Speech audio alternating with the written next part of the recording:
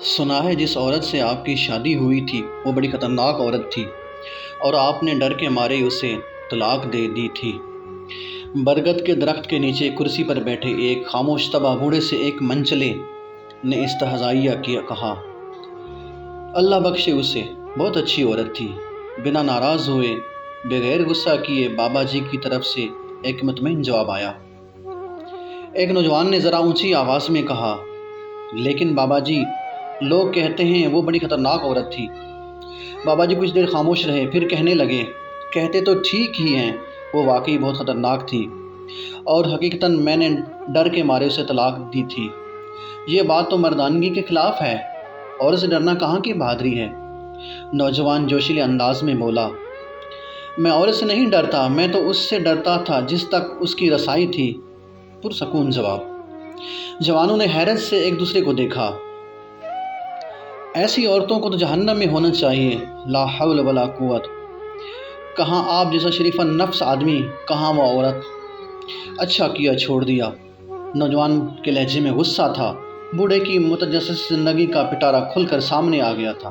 تجسس ختم ہوا، اب سب باری باری منتشر ہونے لگے۔ جانے والوں نے عنوان پڑھ لیا تھا۔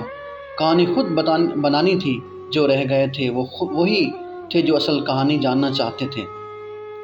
میں بھی ایسا ہی سوچتا تھا کہ اسے جہنم میں ہی ہونا چاہیے تھا، تب ہی میں نے اسے جہنم جیسی زندگی دی تھی۔ بوڑھی آنکھوں میں اضطراب اترا۔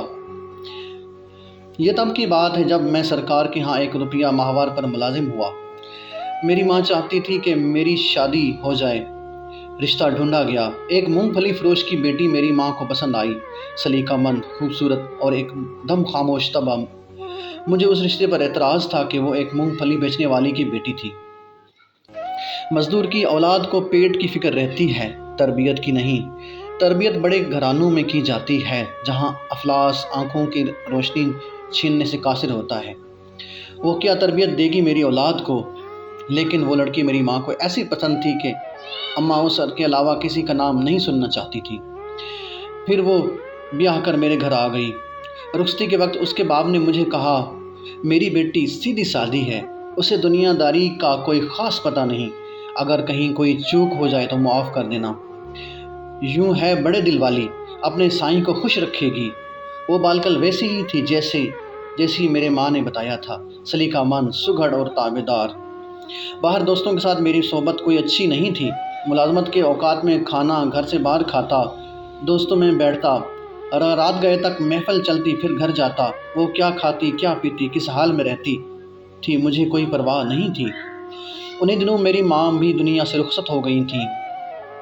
ایک روز میں جوئے میں بھاری رقم ہار کر جب تھکا ہارا گھر آیا تو کہنے لگی، آپ تو کھانا باہر کھا لیتے ہیں، مجھے بھوک لگتی ہے، ہو سکے تو ایک ہی بار مہینے کا راشن ڈلوا دیا کیجیے، روز روز بازار سے خریداری کی صعوبت نہیں اٹھانی پڑے گی۔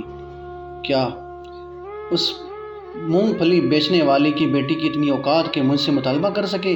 مجھے طیش آ گیا۔ ہوں نا تم کسی بہت بڑے باپ کی بیٹی کہ تمہیں پورے مہینے کا راشن اور خرچ چاہیے؟ اپنی اوقات دیکھی ہے؟ غصے میں آ کر اس پر ہاتھ اٹھایا اور مغالطات بھی بکے۔ میں یہ نہیں سوچ سکا کہ آخر اسے زندہ رہنے کے لیے روٹی تو ہر حال میں چاہیے تھی۔ وہ جسمانی اعتبار سے کافی کمزور تھی، مار برداشت نہیں کر سکتی تھی۔ پشیمانی تھی یا کیا، وہ 2 دن تک بستر پر پڑی رہی۔ مجھے اس کی بھی کوئی پرواہ نہیں تھی۔ پھر اس نے گھر میں ہی سینہ پرونا شروع کر دیا۔ ہاتھ کا ہنر اس کی کام آیا، یوں اس کی روٹی کا انتظام ہو گیا، اور میں یہ سوچ کر پہلے سے بھی بے پرواہ ہو گیا۔ ایک روز ایک ہمسائے نے مجھے روک کر کہا، دن میں جب آپ گھر نہیں ہوتے تو آپ کے گھر سے باتوں کی آوازیں آتی ہیں۔ میرے سوا میری غیر موجودگی میں کون آتا تھا جس سے وہ اتنی آواز میں باتیں کرتی تھی؟ غصہ حد سے سوا تھا، بس نہ چلتا تھا کہ اسے جان سے مار دوں، لیکن میں بس ایک موقع کی طاق میں تھا۔ ایک رات پچھلے پہر کسی کے بولنے کی آواز پر میری آنکھ کھلی۔ چاندی رات میں صحن میں پڑی ہر شے بالکل واضح طور پر دکھائی دیتی تھی۔ میں اٹھ کر دروازے تک آیا، اب آواز زیادہ واضح تھی۔ وہ کہہ رہی تھی، سائیں، صبح 1 روٹی کے لیے آٹا گھر میں موجود ہے، وہ 1 روٹی کھا کر چلا جائے گا، سوچے بنا کہ میرا سارا دن بھوکی رہوں گی۔ میری روٹی جب تک تیرے ذمے تھی تو عزت سے ملتی تھی، جب تو نے اپنے نائب کو ہاتھ میں دی روٹی کے ساتھ بےعزتی اور اذیت بھی ملنے لگی۔ مجھے اب روٹی تو ہی دے گا۔ تیرا بنایا نائب تو خائن نکلا، وہ میری شکایت کر رہی تھی۔ لیکن کس سے؟ کون تھا جو اسے روٹی دیتا تھا مجھ سے بھی پہلے؟ میں نے باہر آ کر دیکھا، وہ صحن کے بیچ چارپائی پر بیٹھی خود سے باتیں کر رہی تھی۔ وہاں کوئی بھی نہ تھا۔ میرے پیروں تلے سے زمین نکل گئی۔ وہ خدا سے میری شکایت کر رہی تھی۔ وہ اس لمحے مجھے کوئی اور ہی مخلوق لگی۔ وہ بہت کم بولتی تھی، لیکن وہ کس کے ساتھ اتنا بولتی تھی؟ آج مجھے سمجھ آیا تھا، وہ تو بہت بڑے باپ کی بیٹی تھی۔ کیسی عورت تھی جو افلاس کے ہوتے بھی خدا شناس تھی۔ میرا جسم خوف سے کانپ رہا تھا۔ دن چڑھتے ہی میں نے سامان باندھا اور اسے اس کے گھر چھوڑ آیا۔ سسر نے طلاق کی وجہ پوچھی تو میں ڈرتے ہوئے کہنے لگا، یہ بڑی خطرناک عورت ہے، بڑے دربار میں میری شکایتیں لگاتی ہے۔ مجھے ڈر ہے کہ بادشاہ کو کسی دن تاؤ آ گیا تو میرا حشر نہ کر دے۔ حقیقت یہ تھی کہ میں اس کے ساتھ انصاف نہیں کر سکا تھا۔ اس کا باپ گھر کی دہلیز پر کھڑا تھا۔ میرے پلٹنے پر کہنے لگا، میں نے تمہیں کہا بھی تھا نا، اسے دنیا داری نہیں آتی، وہ تو بس سائیں کو خوش رکھنا جانتی ہے۔ اس کی مراد خدا سے تھی اور میں خود کو سمجھا تھا۔ جب میں واپس گھر آیا تو مجھ پر انکشاف ہوا کہ رات اس نے یہی تو مانگا تھا، تو خود مجھے روٹی دے۔ تیرا نائب تو خائن نکلا اور آج نانفقے کا اختیار مجھ سے چھین لیا گیا۔ میں بے تحاشا رویا۔ اس کا سائیں بہت بڑا تھا، اس کی رسائی جس تک تھی، وہ تو دو جہانوں کا رب تھا۔ وہ جس کی ایک روٹی مجھ پر بھاری تھی، اس کے لیے کیا نہیں کر سکتا تھا۔ میں واقعی ڈر گیا تھا۔